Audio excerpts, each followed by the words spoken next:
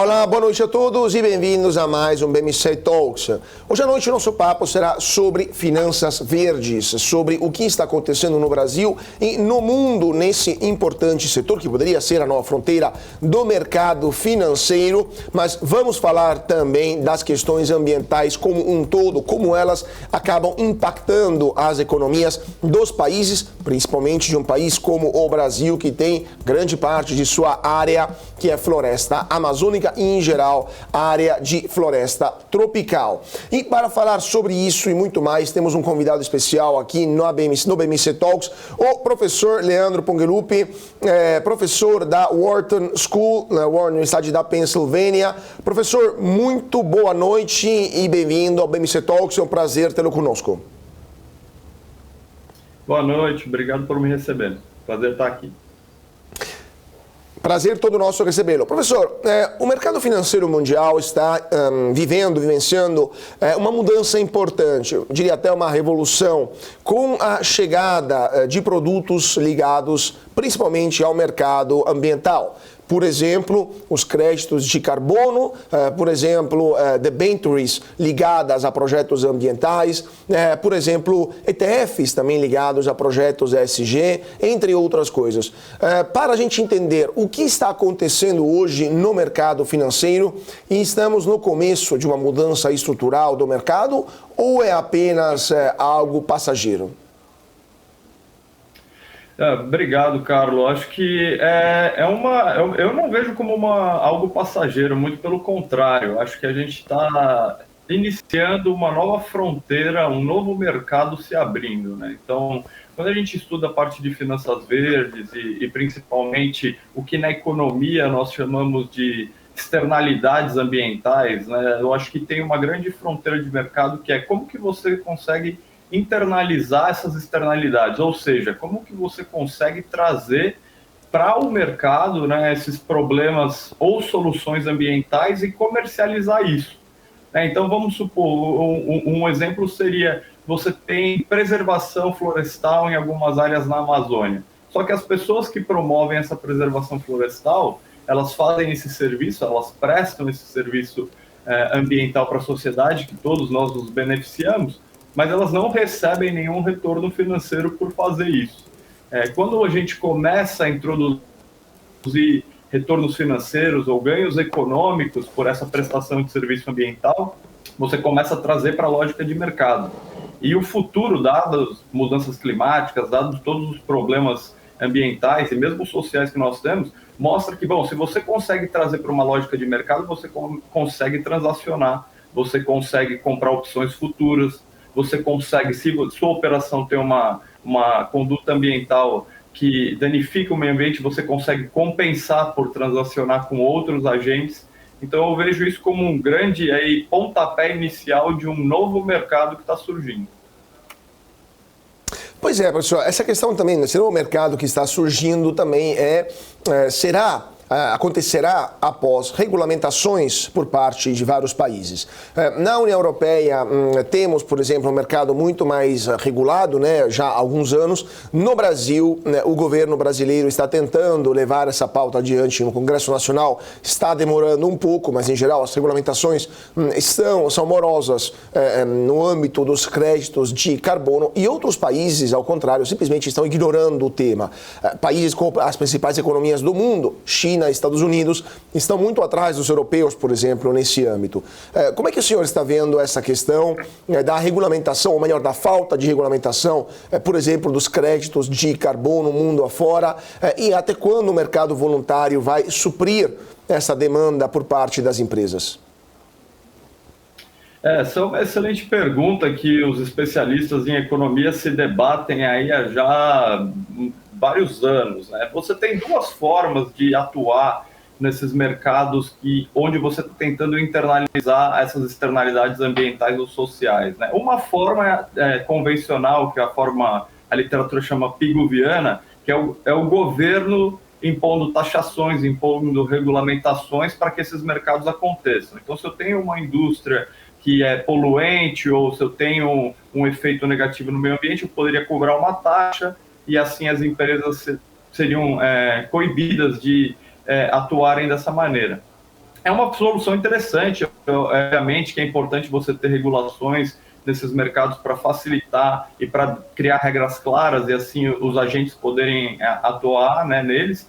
Mas existe uma forma alternativa que a literatura também conhece, né, na verdade é o prêmio Nobel Ronald Coase, que fala, bom, se você tem custos de transação baixos no mercado, os agentes privados eles podem negociar, eles podem barganhar uns com os outros e aí transacionar com base nessas externalidades, novamente internalizando elas, né? Então, eu acho que enquanto a gente não converge tanto nacionalmente quanto mundialmente para uma regulação específica, as empresas, os agentes econômicos, as organizações sem fins lucrativos, os próprios governos poderiam estar criando mecanismos, né, de internalização por meio da sua livre negociação.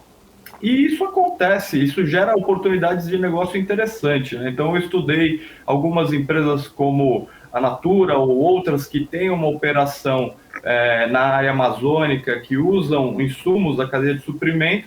Eles compram esses suprimentos, mas eles também pagam créditos de carbono diretamente para as comunidades. Eles têm têm produtos, você pode desenvolver produtos que vão ter um diferencial competitivo e, ao mesmo tempo, você tem modelo de negócio que é rentável e você paga esses benefícios ambientais para quem está fazendo. Então, eu acho que muitas vezes a gente fica esperando só o governo regulamentar para começar a atuar. Eu acho que o setor privado, desde que os custos de transação sejam baixos, desde que seja possível negociar os direitos aí entre as partes, seria possível também ter soluções privadas que já comecem a dar esse pontapé inicial. E aí, a partir do momento que essas transações estão acontecendo, aí sim é preciso pensar, ter um grupo dedicado para estruturar uma regulação.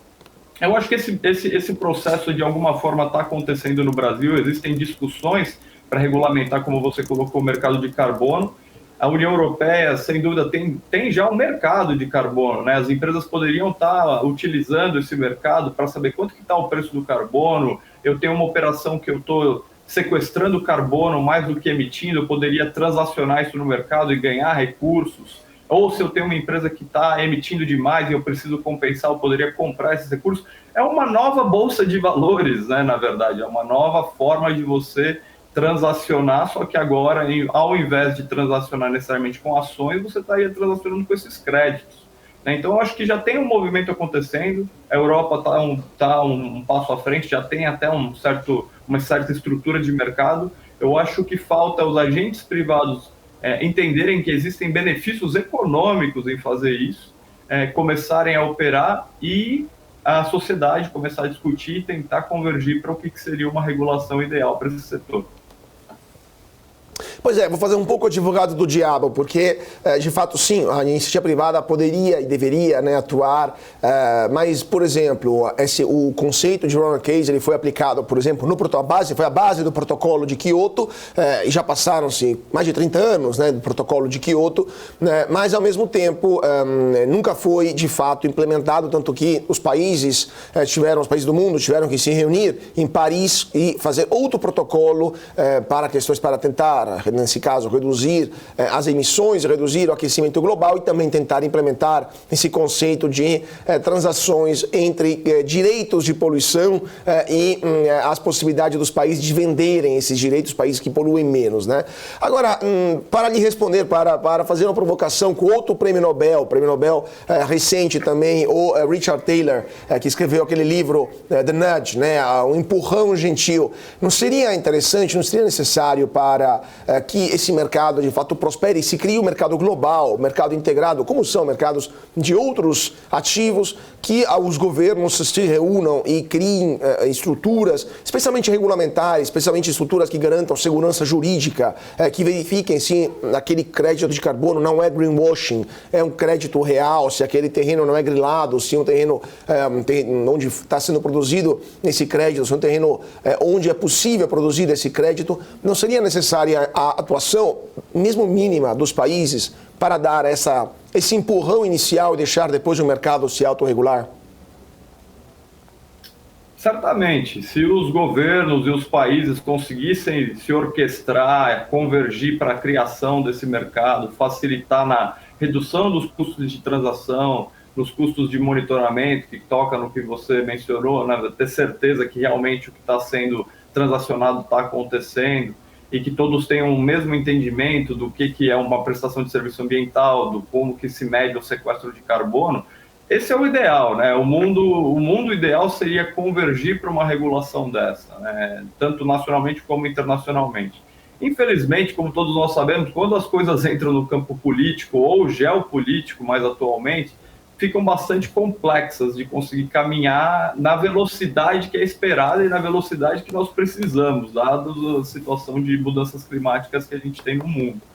Então, a minha perspectiva é sempre pensar, bom, o mercado aloca eficientemente os recursos. As empresas, os agentes econômicos têm interesses em prover serviços desde que eles recebam por isso, né? Então, se eu tenho uma área de reserva florestal, ou se eu conservo uma área pesqueira, ou se eu não emito um poluente, eu estou prestando um serviço para todos, mas na maioria das vezes eu não estou recebendo nenhum recurso financeiro por fazer isso, né? Então, imagina, o meu incentivo econômico, ponha-se você na situação de um proprietário rural ou de uma comunidade amazônica.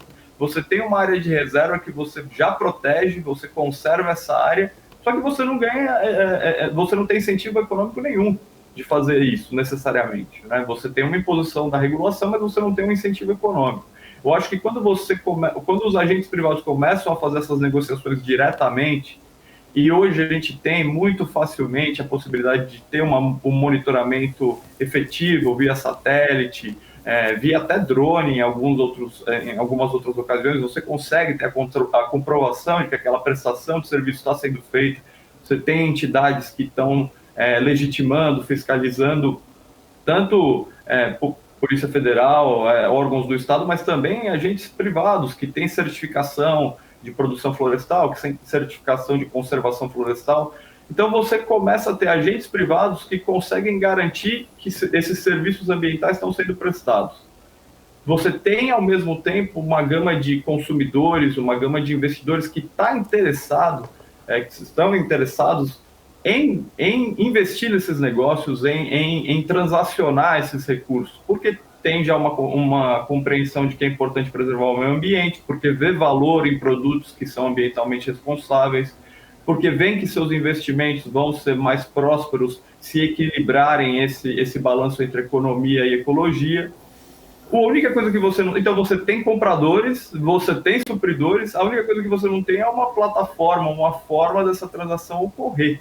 Então, a minha perspectiva sempre se você tem esses agentes privados já com demanda e com oferta, você precisa, na verdade, criar um mercado. Você precisa fazer com que esse mercado aconteça.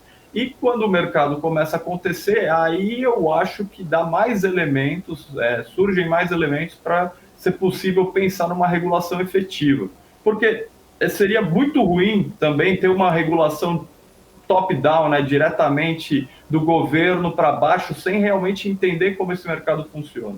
E só para concluir nesse ponto, é uma fala que eu converso muito com colegas e com os meus alunos do MBA, que olha, tem uma oportunidade de negócios aqui tremenda, porque os governos não sabem ao certo como regular, as empresas muitas vezes estão prestando esses serviços ambientais, mas não sabem como mensurar e como vender.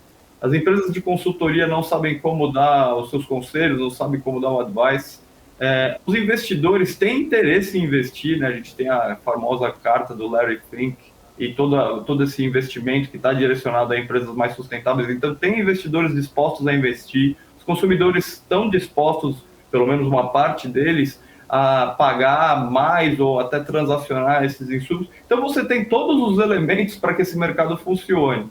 A única coisa que falta é realmente essas transações começarem a acontecer e aí sim ser colocada uma regulação para que aumentem e para que elas continuem existindo. Então, é uma oportunidade de mercado. Os empreendedores aí que estão nos ouvindo deveriam ouvir isso e pensar como que a gente consegue articular isso em uma menor escala e aí assim ir crescendo. Pois é interessante esse ponto dessa oportunidade de mercado, porque de fato, se a gente ver, por exemplo, o preço de um crédito de carbono no Brasil, estamos falando por volta de 6, 7 dólares por crédito. Se a gente for ver isso, o mesmo preço do mesmo crédito, do mesmo papel na União Europeia, por exemplo, estamos falando de mais de 100 até 200 dólares em alguns momentos. De fato, existe uma possibilidade de uma arbitragem muito vantajosa para quem conseguir produzir crédito no Brasil e vender para empresas europeias. Só que o mercado europeu está cada vez mais fechado. Os países europeus, a própria Comissão Europeia criou regulamentos para limitar ao máximo a compra de créditos de carbono produzidos fora da União Europeia. E aí lhe faço outra provocação. O senhor não acha que nesse caso e em outros casos, como por exemplo no Acordo de Livre Comércio União Europeia-Mercosul, onde a União Europeia quis apresentar, a presidente da Comissão Europeia apresentou para o presidente Lula uma carta adicional sobre questões ambientais no ano passado.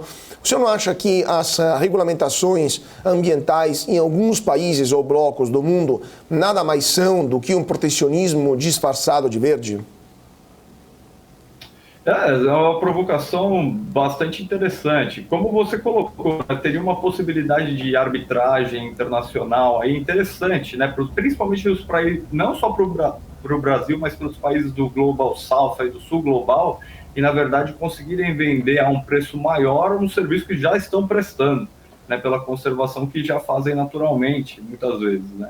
Então teria um potencial ganho para esses países muito grande e seria interessante para os países do norte também, porque se eles estão interessados em conservação ambiental, não importa onde ela está acontecendo, ela pode estar acontecendo lá, pode estar acontecendo fora, o benefício é global, né?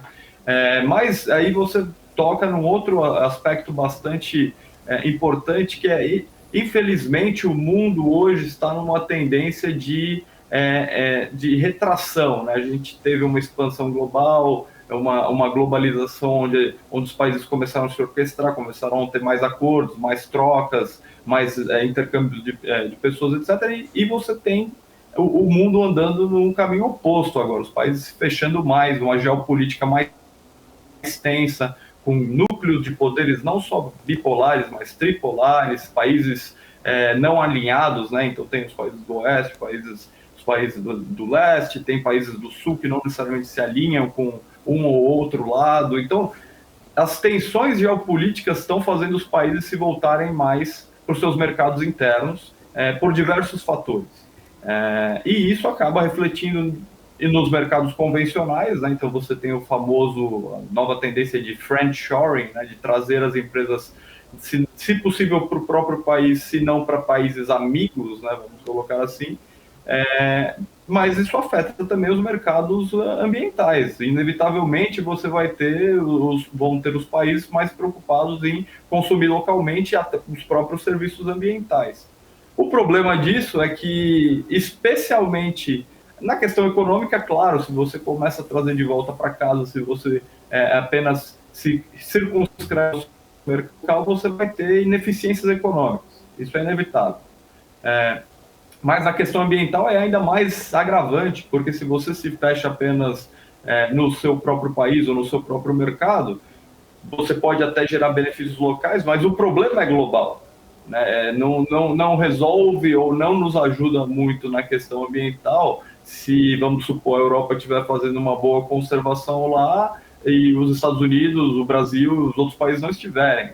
Então, essa retração dos mercados, essa retração geopolítica tende a gerar consequências de ineficiência econômica em mercados tradicionais, como já está acontecendo em alguns casos, e seguramente e infelizmente vai tender a gerar consequências ambientais também negativas, porque cada país vai focar no seu próprio mercado, vai agir conforme suas próprias regras e vai não viabilizar essa troca, essa comercialização desse mercado de crédito de carbono, de poluentes, de conservação marítima, etc.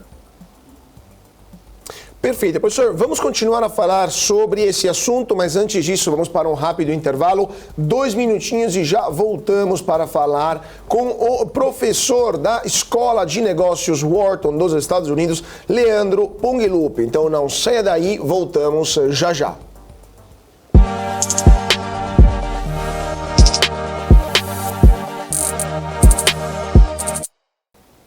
E de volta para o nosso Talks. Hoje à noite o papo é sobre questões ambientais, sobre finanças verdes e sobre o impacto do meio ambiente na economia do Brasil e do mundo. Estamos aqui com o professor Leandro Ponghiluppi, professor da Escola Wharton, na Escola de Negócios da Universidade da Pensilvânia.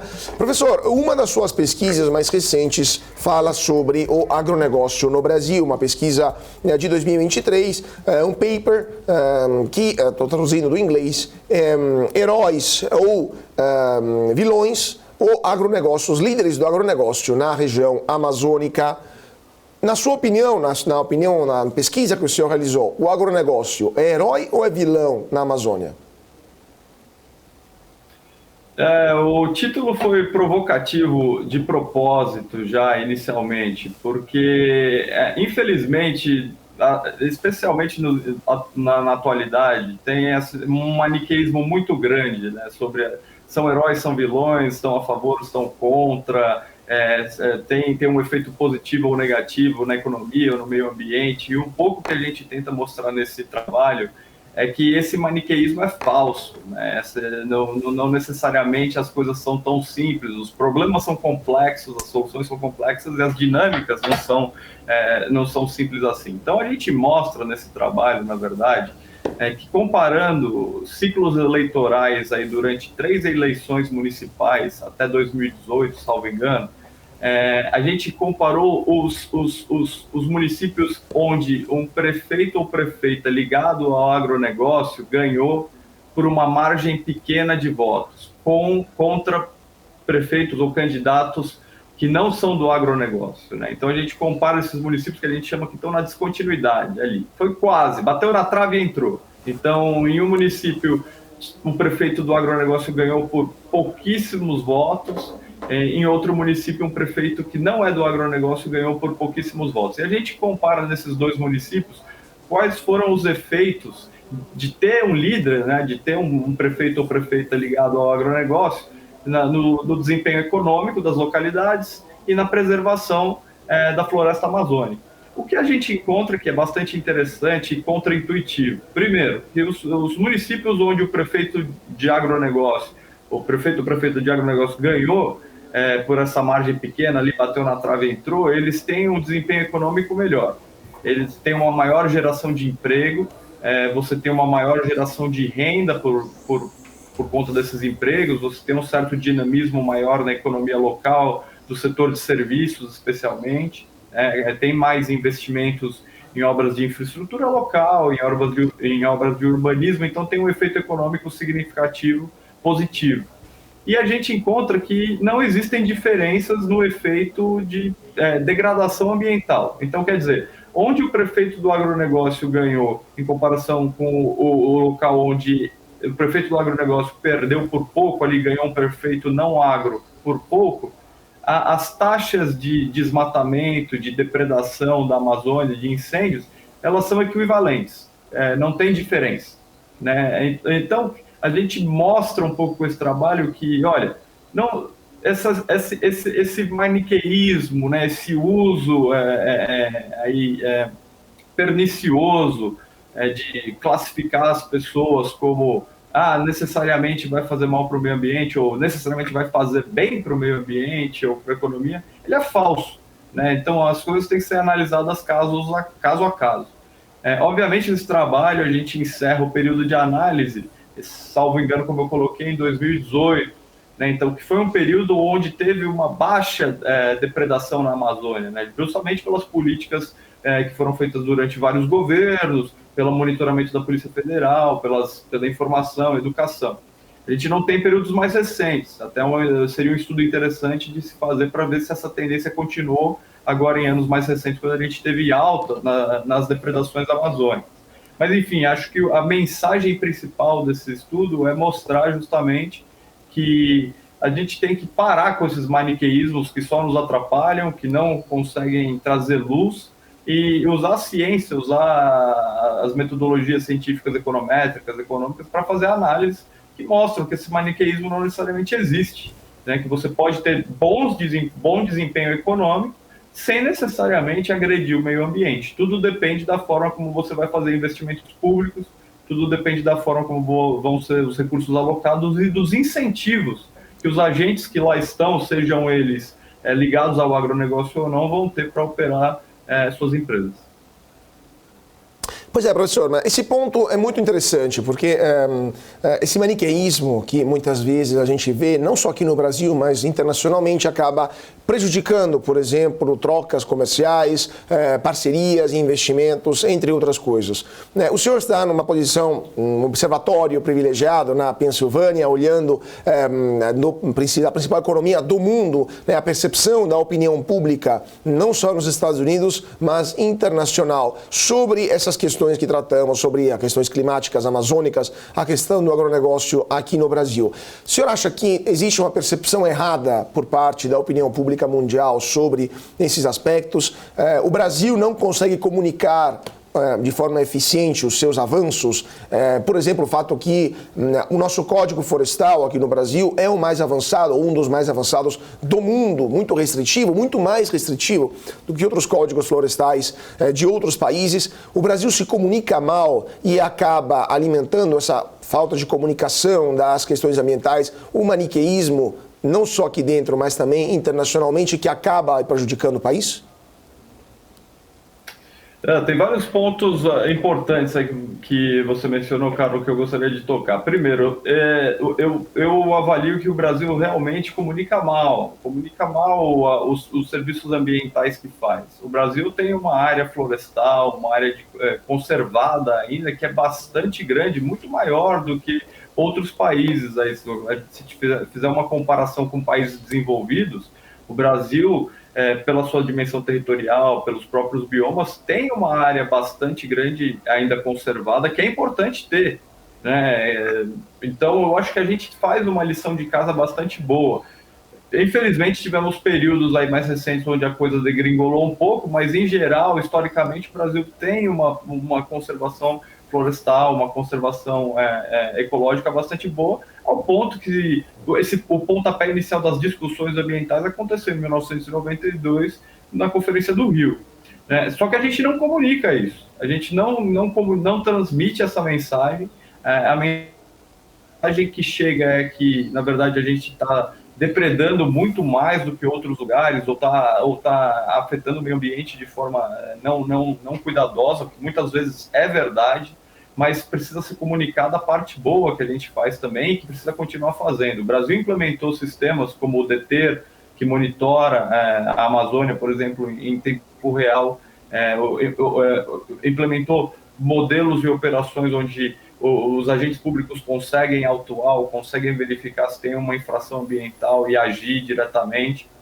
Então, tem sistemas interessantes que o Brasil implementou e vem implementando durante muito tempo, que são referências na área, né? Então, é importante mencionar isso. Mas também a verdade tem que ser colocada no sentido de que a comunicação não é boa, mas também poderíamos estar fazendo mais, né? Então, muitas vezes tem se ouvido discursos de que a gente tem muitas áreas já preservadas, na verdade deveria ser estimulado até que aumentasse o desmatamento, aumentasse a conversão dessas áreas para uso em agricultura tradicional ou qualquer outro uso, mineração, enfim, outras áreas. Eu acho que essa visão, não só ela é um pouco retrógrada, para ser bem honesto, né? Porque vê o meio ambiente como algo que deve ser dominado, que está impedindo o desenvolvimento, né? Então parece uma coisa meio de séculos passados, mas, na minha opinião, ela também é economicamente não inteligente, porque, pense comigo, o Brasil é mundialmente famoso por causa de, eu diria, 4 coisas. É o carnaval, futebol, muitas vezes, infelizmente, a pobreza, né? Então, em relação a comunidades carentes, favelas, etc. E a Amazônia. A gente tem a Amazônia sempre na discussão internacional, você tem os países preocupados com a conservação da Amazônia, você tem a marca Amazônia, que só o Brasil tem, os países ao redor, claro, também aqui na América do Sul tem, mas o principal exponente é o Brasil. Então, você poderia estar alavancando essa marca internacionalmente, tendo muito mais comercialização de serviços e de produtos do que tem. É o que a França faz, por exemplo, quando pensa no champanhe. O champanhe nada mais é do que um vinho espumante que é produzido numa região específica da França. Né? Quando a gente pensa em produtos aí que a Itália comercializa, né? O presunto, ou enfim, tem uma diferenciação por vir daquele país. Né? Então, e a gente tem uma, eu diria, a pata dos ovos de ouro aí para fazer alusão ao conto, à fábula, né? Que é a gente tem a Amazônia em casa.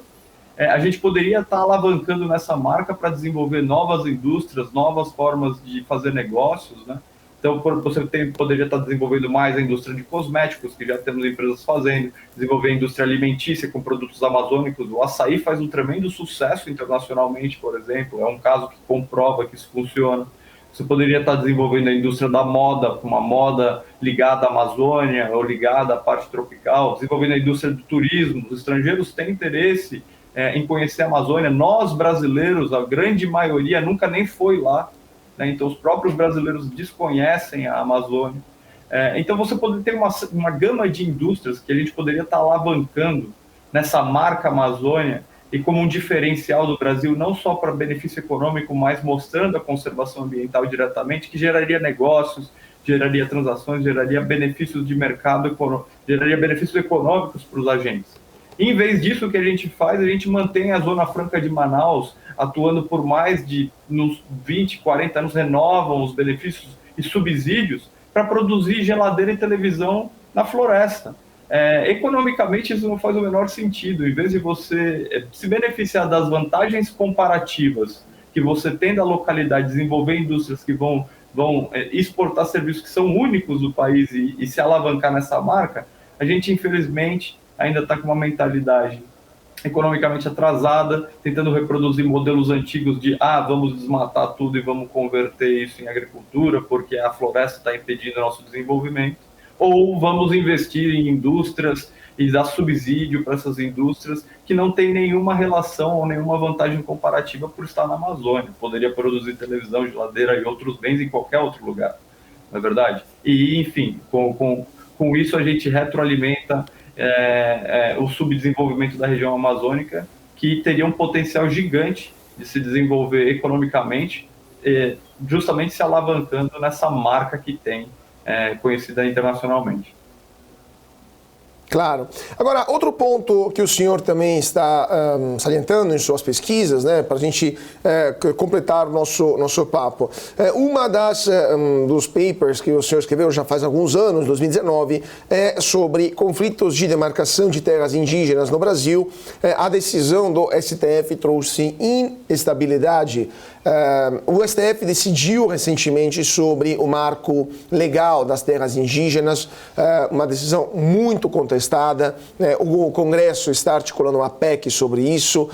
Qual que é a opinião do senhor sobre essa incerteza jurídica que é provocada, de um lado, pela atuação do STF, do outro, pela pouca clareza, né, da própria Constituição Federal, e como isso acaba impactando as atividades econômicas na região amazônica e também a imagem do Brasil, novamente, a nível internacional?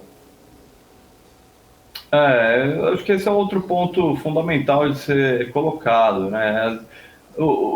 Toda e qualquer forma de incerteza institucional, ela vai afetar o equilíbrio de mercado, ela vai afetar como as transações acontecem, né? Então ela vai afetar os agentes econômicos. No caso desse estudo, que a gente mostra é que as modificações que aconteceram por parte do STF, quando estavam nas discussões sobre a reserva Raposa Serra do Sol, o que gerou foi instabilidade jurídica, mas por quê? Porque você tinha antes os juízes se pautando com base na Constituição, muito fundamentalmente, para tomar suas decisões. Quando tem a modificação por conta da discussão de reserva Raposa do Sol, cada juiz começou a ter perspectivas diferentes em como que eles deveriam avaliar os litígios entre populações nativas, indígenas e fazendeiros em algumas regiões do Mato Grosso do Sul.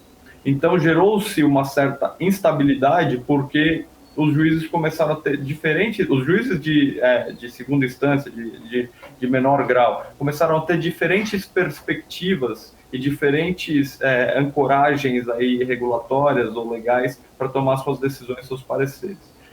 O que eu acho que a mensagem desse paper mostra nós temos que zelar pelo ambiente institucional, seja ele no STF, seja ele no Executivo, seja ele no Legislativo. As discussões são importantes, as diferenças políticas, diferenças de opinião são importantes de serem debatidas, serem discutidas, serem levadas para eventualmente virarem legislação. Mas você não pode destruir, vamos supor uma metáfora futebolista, você não pode destruir o campo de futebol ou furar a bola porque o jogo não está necessariamente indo como você quer. Né? Você pode estar ganhando ou perdendo, pode estar até perdendo de 7-1, mas o jogo tem que continuar. Né? Eventualmente você ganha de 7-1 também. O importante as regras do jogo têm que ser mantidas, as regras do jogo têm que ser claras, têm que ser debatidas, têm que ser acordadas e implementadas de forma eficiente para os agentes econômicos terem clareza no que eles vão fazer, para eles conseguirem tomar as melhores decisões para os seus negócios e prosperarem economicamente. Quando você começa a ter muita turbulência, seja ela jurídica por STF, seja ela política pelo executivo ou legislativo, você só gera ruído no mercado, você só gera incerteza, os agentes ficam com receio, decidem não investir. Não investindo, você não tem emprego, você não tem renda, você não tem consumo, a economia vai para baixo. E você, com certeza, quanto mais instabilidade institucional, menos atração de investimento estrangeiro tem. Então, acho que um pouco a mensagem desse paper é mostrar a importância de um ambiente institucional claro, de um ambiente institucional onde as regras estão bem definidas e a comunicação de novas regras, quando esses pareceres acontecem, seja bastante clara e direta também, para que isso permeie todos os níveis institucionais, do mais macro ao mais micro, e permitam que o mercado e que os agentes econômicos consigam fazer suas operações de forma clara, transparente, tenham o maior benefício possível para eles mesmos e para a sociedade como um todo. Professor, último ponto também, sempre tratando das análises que o senhor faz na Wharton School. O senhor escreve muito também sobre questões de desigualdades, especialmente nas favelas, nas comunidades urbanas. Um também dos últimos papers é o efeito favela. Desigualdades espaciais e estratégias firmes em comunidades urbanas desfavorecidas. Como está, na sua opinião, a questão nas favelas do Brasil? Temos uma economia sendo criada nas favelas, temos empresas que surgem dedicadas para o público que mora nessas comunidades, mas, ao mesmo tempo, continuam sendo locais de segregação social, onde é muito difícil ter um elevador também social, vamos dizer assim, que possa permitir uma saída nesses locais e, claro, são dominados por organizações criminais, muitas vezes, dedicadas ao narcotráfico e a outros tipos de atividades ilegais. Na sua opinião, após, vamos dizer, 30 anos, mais de 30 anos da Constituição, da nova Constituição Federal, como está a situação nas favelas no Brasil e elas podem se tornar um ativo econômico para o país? Certamente. Eu acho que tem a frase que ficou até famosa do Celso Ataíde, da CUFA, que fala: a favela não é carência, a favela é potência. E de fato, se você imaginar, eu fiz algumas pesquisas já com favelas, tanto como consumidores, como provedores de serviço. Né? E você tem um mercado super dinâmico dentro das favelas. Né? Primeiro, você tem um grande pool de pessoas, tem muita gente morando nesses locais. Essas pessoas, na grande maioria das vezes, estão sendo menos servidas ou menos assistidas por empresas, por negócios, então elas têm demanda, elas têm, ainda que não tenham uma renda muito elevada, mas como tem muita gente e tem um certo nível de renda, elas têm demanda, só que elas não estão sendo atendidas, não estão sendo servidas pelos negócios. Tem uma oportunidade, novamente, de negócio interessante ali. Algumas empresas já visualizam isso e já agem nos locais, mas ainda são muito poucas. Né? Eu acho que o dia que a gente começar a ver essas áreas como potenciais mercados, como agentes econômicos que, na sua grande maioria, infelizmente, estiveram sempre à parte do mercado por não terem condições de renda, de emprego, etc., mas que conseguem acessar o mercado agora, você vai ter um potencial de ganho econômico em atuar nessas áreas. né? O que eu mostro em algum desses trabalhos, né, é justamente que as empresas que topam o desafio de atuar muitas vezes nas favelas e terem práticas comerciais onde não discriminam os consumidores, né? Então não cobram mais caro ou não se recusam a entregar, fazem o tratamento dos consumidores residentes em favela de modo semelhante aos consumidores que estão vizinhos ali às favelas, né? Os que não estão dentro, mas estão próximos o suficiente, essas empresas têm um desempenho muito melhor, né? Então, acho que essa linha de pesquisa é justamente para mostrar, né, que, infelizmente, a sociedade tem muito preconceito, né? Num outro trabalho com favela, com populações de favela, a gente viu um treinamento promovido por uma organização no Rio de Janeiro chamado Banco da Providência. As pessoas passavam nesse treinamento para entrar no mercado de trabalho, saíam do treinamento mais capacitadas, mais confiantes, mais otimistas, mais bem treinadas para acessar o mercado de trabalho, e quando iam tentar arrumar um emprego fora, muitas vezes eram descontinuadas dos processos seletivos justamente porque moravam na favela. E às vezes algumas pessoas abriam empresas, né, microempresas na favela para fazer comercialização de produtos e serviços. Quando pediam suprimento, né, fornecedores, eram recusadas porque moravam na favela e o fornecedor não queria fazer negócio porque achava que não ia pagar, etc. Então a sociedade tem muito preconceito, infelizmente, com essas pessoas, o que restringe o acesso dessas pessoas a oportunidades.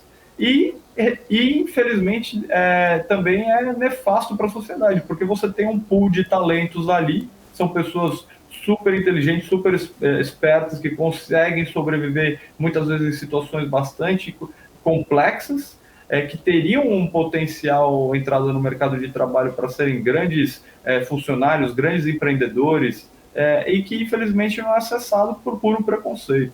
Então, novamente, da mesma forma como a gente estava colocando a parte ambiental, é importante a gente acordar para o fato que socialmente essas ideias arcaicas, preconceituosas, muitas vezes impedem que se tenham ganhos econômicos porque as pessoas negligenciam oportunidades de mercado, oportunidades de negócio que seriam bastante lucrativas e vantajosas.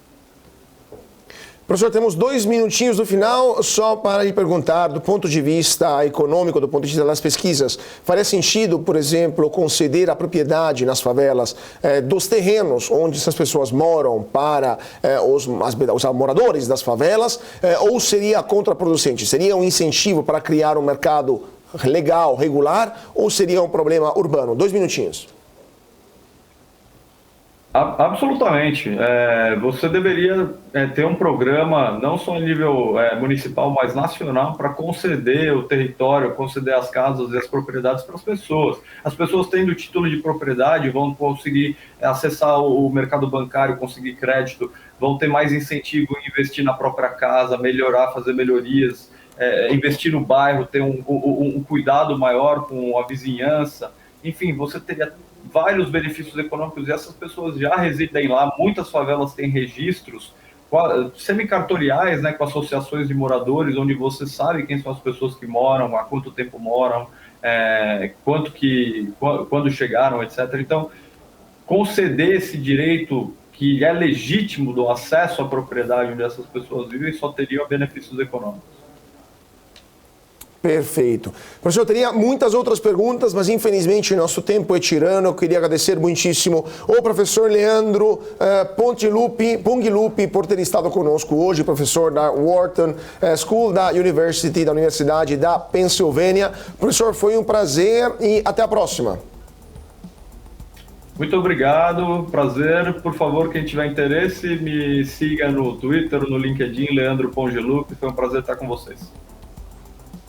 Muito obrigado e muito obrigado a vocês também que estão seguindo a gente. Continue aqui com nossa programação na BMC e a gente se vê na semana que vem para mais um papo sobre política, economia, finanças, negócios e internacional. Mais uma vez, muito obrigado a todos pela atenção, uma ótima noite e até mais.